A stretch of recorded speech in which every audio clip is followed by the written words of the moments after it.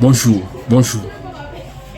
En fait, aujourd'hui, dans cette vidéo, je vais parler d'un sujet que j'estime être pertinent. Dans les vidéos précédentes, j'ai parlé de comment utiliser, par exemple, les abeilles dans l'agriculture. Comment utiliser l'apiculture dans l'agriculture.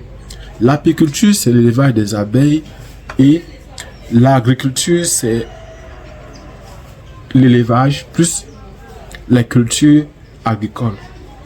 Donc, comment donc utiliser l'apiculture, c'est-à-dire l'élevage des abeilles dans l'agriculture? On sait que ce soit dans le maraîcher, toutes les cultures qui donnent les fleurs sont très souvent des cultures miellifères, c'est-à-dire les cultures qui permettent aux abeilles de faire le miel. Et parmi pour faire donc les fruits ou parfois les graines, donc il y a les fruits, il y a les graines. Pour souvent les avoir, très souvent, les abeilles ont besoin, donc les plantes ont besoin d'être pollinisées, c'est-à-dire que l'organe mâle quitte pour aller retrouver l'organe femelle pour qu'il y ait une fécondation. C'est vrai. La fécondation sexuée, parce que là il s'agit d'une fécondation sexuée. À ne pas confondre avec les fécondations, la multiplication asexuée, parce que une multiplication asexuée, par exemple, c'est le fait d'utiliser le bouturage, le marcottage, le greffage et toutes les autres formes de multiplication d'une plante sans passer par les organes mâles ou par les organes femelles. Donc, voilà par exemple ce dont nous allons parler dans cette vidéo. Nous allons parler aujourd'hui dans cette vidéo toujours des abeilles. Les abeilles peuvent être considérées comme nos amis, mais il faut aussi savoir qu'il faut faire très attention avec ces abeilles-là. Très attention. Pourquoi? Parce que l'agriculteur, pour utiliser les abeilles dans son champ, doit être formé. Pourquoi? Parce que rien que les parfums qu'on utilise, rien que les types de nourriture qui sont odorantes, c'est-à-dire qui ont des odeurs particulières, peuvent attirer, peuvent être à l'origine des attaques des abeilles. Et vous savez que si vous avez des attaques des abeilles, vous avez deux types de phénomènes qui peuvent avoir lieu. C'est-à-dire, vous avez par exemple soit des piqûres. Si vous n'êtes pas allergique, soit vous serez allergique, soit vous n'êtes pas allergique aux piqûres d'abeilles. Si vous êtes allergique, cela peut même aller jusqu'à être fatal. Et le plus souvent, les piqûres d'abeilles les plus dangereuses sont celles qui peuvent bloquer les voies respiratoires. Pourquoi? Parce que si une abeille vous pique sur la langue, votre langue aura tendance à gonfler, ou à l'intérieur du nez, votre nez aura tendance à se fermer et bloquer vos voies respiratoires. Et cela peut être fatal pour vous parce que cela peut être à l'origine de votre mort. C'est vrai que, en ce qui concerne toujours nos amis, les abeilles, pour les utiliser en agriculture, il faut être formé. Je précise bien, pour utiliser les abeilles en agriculture, il faut être formé. Il faut faire les efforts de se former. En fait, la plupart du temps, la manipulation des abeilles, ce n'est pas une chose facile. Si vous placez, déjà, je vais donner quelques conseils. Si vous placez les abeilles dans votre champ, donc avant de parler de ça, il faut que je termine. J'ai dit tout à l'heure qu'il y a par exemple ceux qui sont allergiques et ceux qui ne sont pas allergiques. Ceux qui ne sont pas allergiques, on vous dit qu'il faut au moins 700 piqûres pour que ça puisse vous tuer. Au moins 700 piqûres d'abeilles. Mais pour ceux qui sont allergiques, même une seule piqûre peut être fatale. Une seule piqûre pour ceux qui sont allergiques. L'allergie part des faibles gonflements jusqu'au gonflement. Donc ça peut avoir des enflures et par exemple ça peut prendre presque tout le corps. Ça peut aller jusqu'à tuer. Ça peut aller jusqu'à tuer ou paralyser un individu. Donc je voudrais attirer l'attention dans les personnes qui voudraient manipuler les abeilles. Les abeilles sont nos amis, mais il faut faire très attention avec elles. Donc, j'ai dit il faut être formé. Il faut se former. Et pour manipuler les abeilles, la plupart du temps, il faut les habits de protection. Parce que vous savez que lorsqu'une abeille vous pique, elle ne va pas vivre longtemps. Et sachez qu'en ce qui concerne la vie des abeilles, la plupart du temps, parce que je vous ai dit dans cette vidéo-là que les agriculteurs pouvaient utiliser les abeilles dans leur culture. C'est-à-dire pour améliorer la qualité des fruits, la grosseur de leur production, la quantité et la qualité de leur production. Et il s'agit ici de faire des cultures purement biologiques, de faire par exemple, d'utiliser par exemple des moyens biologiques purement pour pouvoir améliorer la quantité et la qualité de leur production agricole. Mais pour cela, il faut s'assurer qu'on s'est formé. Je voudrais préciser aussi que en ce qui concerne les abeilles sont nos amis, mais il faut faire très attention. Mais il faut savoir que tout le monde ne réagit pas de la même façon face aux piqûres d'abeilles. C'est la raison pour laquelle j'ai d'abord créé deux camps. Le camp des personnes allergiques et le camp des personnes non allergiques aux piqûres d'abeilles. La plupart des cultures qu'on fait, que ce soit les cultures maraîchères ou des cultures non maraîchères, il faut savoir que d'habitude, toutes les cultures qui produisent des fleurs sont capables de produire des fruits. Et très souvent, parfois, ce qui nous intéresse, ce sont les graines. Dans le cas du pistache, c'est-à-dire du concombre, dans le cas de certains aliments, et d'autres cas, c'est plutôt le fruit. Donc, on peut avoir les graines ou les fruits. C'est ça qui nous intéresse très souvent lorsque, par exemple, les fleurs doivent se transformer. Donc, je vais attirer votre attention sur un fait particulier.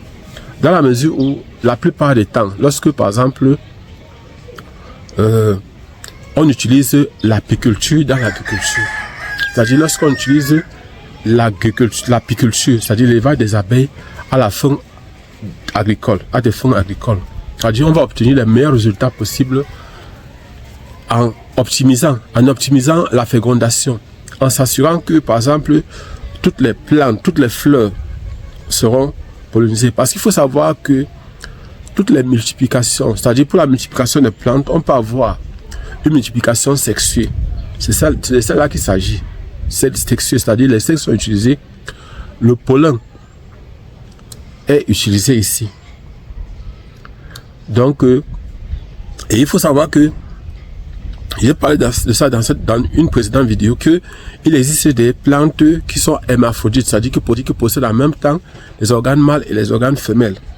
Et lorsqu'il s'agit d'une fécondation sexuée, l'organe mâle doit aller retrouver l'organe femelle. Sinon, le fruit, vous allez par exemple avoir des fleurs, mais vous n'aurez pas de fruits. Et il faut savoir que, bon, déjà, il a parlé de ça, pour la sécurité, l'idéal, si vous êtes attaqué par les abeilles, quittez sur le lieu. Et ne quittez pas brusquement. Vous ne devez pas faire des gestes brusques. Vous ne devez pas chercher à le taper. Vous devez seulement vous éloigner.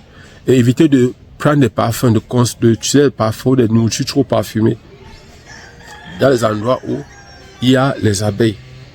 Soit sur les endroits où il y a les fleurs, soit sur les endroits où il y a des ruches.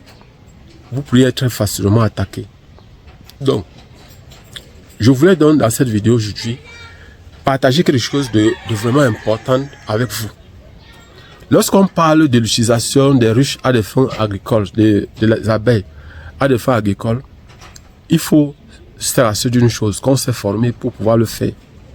Parce qu'il y a beaucoup de personnes qui pensent que, parce qu'on a dit que on peut utiliser l'apiculture dans l'agriculture, que on doit absolument aller commencer à acheter les ruches et aller positionner n'importe où. Et parce qu'on a une plantation peut-être de 10 hectares, on peut placer peut-être... Bon, nous, on vous a fait part du fait que pour certains types de plantations, vous pouvez mettre entre 2 et 4 ruches, ou bien entre 4 et 8 ruches. Mais il faut savoir une chose, c'est que quoi? C'est que si, par exemple, c'est un apiculteur, sur la même parcelle, l'apiculteur peut mettre parfois, il peut aller jusqu'à 200 ruches sur 1 hectare. Alors que lorsqu'on utilise, par exemple, l'apiculture à des fins agricoles, on n'a pas besoin de mettre une très grande quantité de ruches, parce que l'objectif final, ce n'est pas absolument le miel, ou par exemple la propolis, ou encore le pollen, ou encore le venin, ou encore tout autre sous-produit qui peuvent provenir en dehors du miel, des ruches.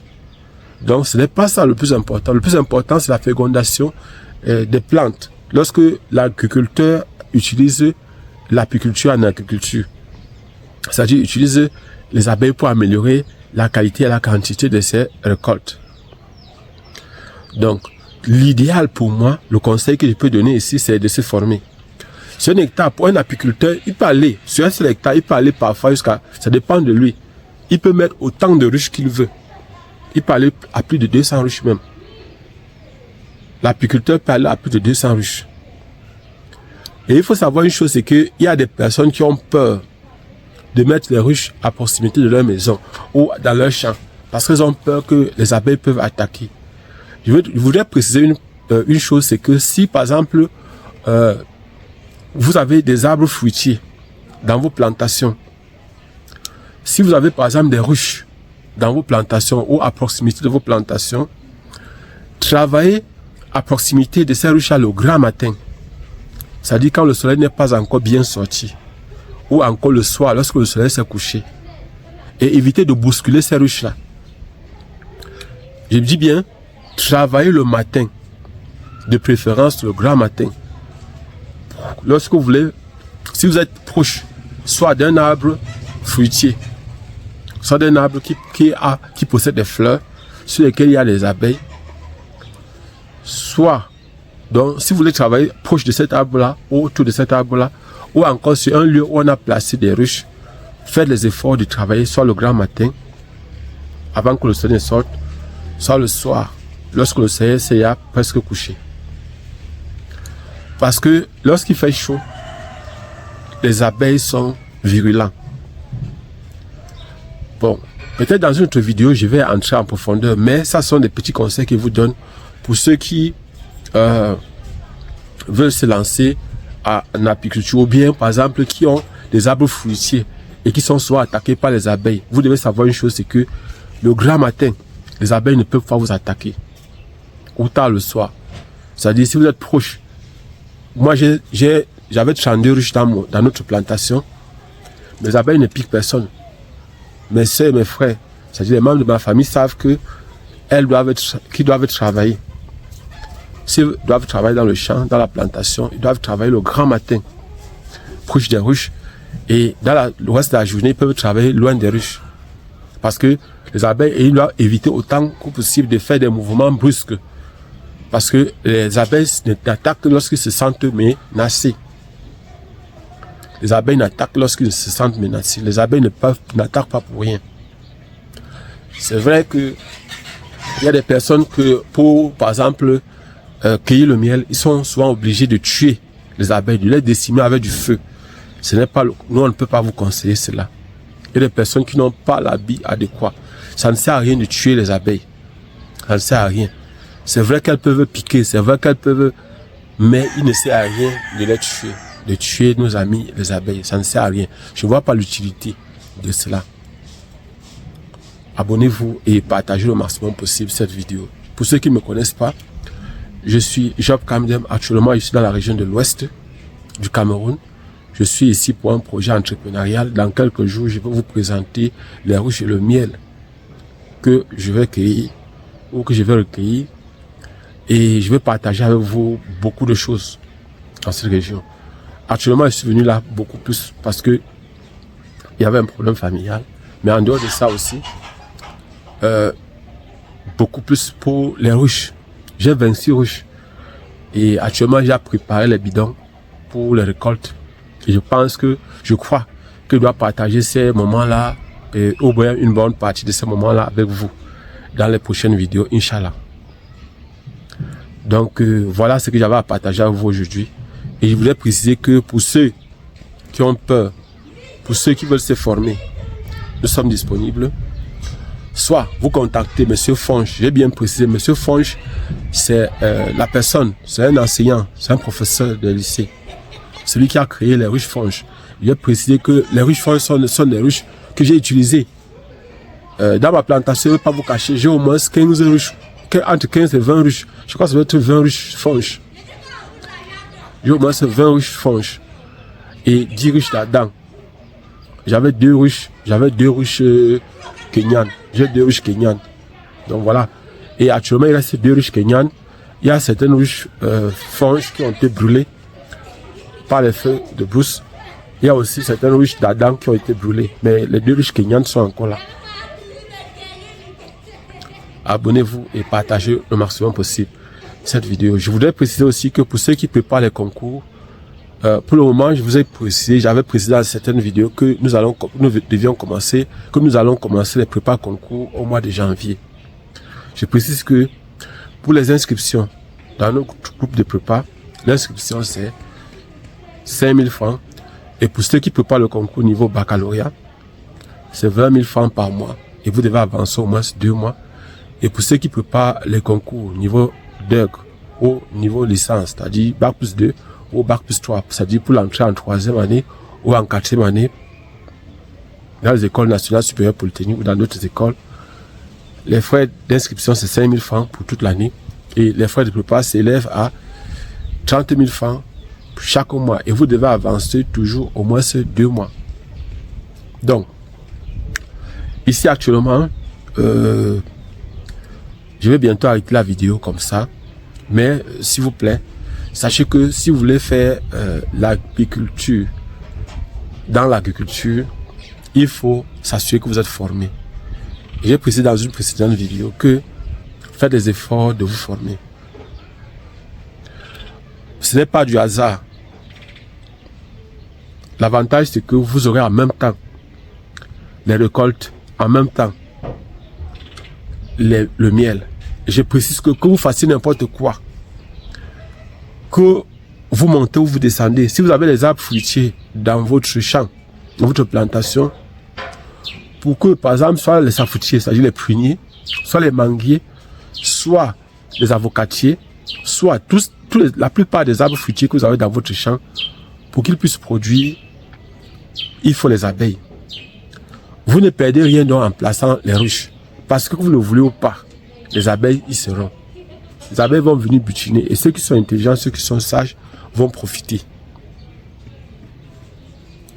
Donc, voilà, ceux qui font dans le melon, dans les pastèques, dans les pommes, tous ces plants-là ont besoin d'être fécondés. Tous ces plants-là ont besoin d'être fécondés. Même ceux qui font dans les courgettes, tout ça, ça a besoin d'être fécondé. Et quand vous le voulez ou pas, que vous placez les ruches ou pas, les abeilles y seront. Et là, par exemple, vous devez faire les efforts de profiter au maximum possible de la présence de ces abeilles-là. Vous pouvez les fournir un abri. L'avantage de les fournir un abri, c'est que déjà, dans un premier temps, elles vont permettre d'améliorer la qualité et la quantité de vos récoltes, optimiser par exemple la fécondation, c'est-à-dire la maturation, l'obtention des fruits dans votre plantation. Et l'autre cas, l'autre avantage que vous aurez, c'est que vous aurez du miel et tous les produits dérivés de la ruche, c'est-à-dire la propolis. Et vous savez que vous pouvez même réussir à vendre des colonies. Et il faut savoir que les ruches peuvent être facilement déplacées. Parce qu'il y a des personnes qui me posent parfois les questions. Ces questions, c'est de savoir est-ce qu'on peut, parce qu'on peut carrément fermer les ruches et voyager même avec les abeilles, c'est possible. C'est-à-dire on peut quitter avec une colonie d'une ville à une autre. Mais la plupart du temps, ça se passe la nuit. Parce qu'on ne doit pas, c'est-à-dire on peut quitter d'un endroit, d'un lieu à un autre lieu, parfois très éloigné avec les abeilles. C'est bien possible. Abonnez-vous et partagez. Et je voudrais préciser que, j'ai bien dit dans cette vidéo, n'oubliez pas, pour un apiculteur, sur un hectare, il peut aller parfois à plus de 200 ruches sur un hectare. Il peut aller à plus de 200 ruches sur un hectare. Mais pour un agriculteur, le nombre de ruches doit être limité. Le nombre de ruches doit être limité. Parce que il y a un but bien précis. C'est pour optimiser ses récoltes. Ce n'est pas surtout pour le miel ou pour les produits dérivés. Abonnez-vous et partagez au maximum possible. On se voit prochainement. Inch'Allah.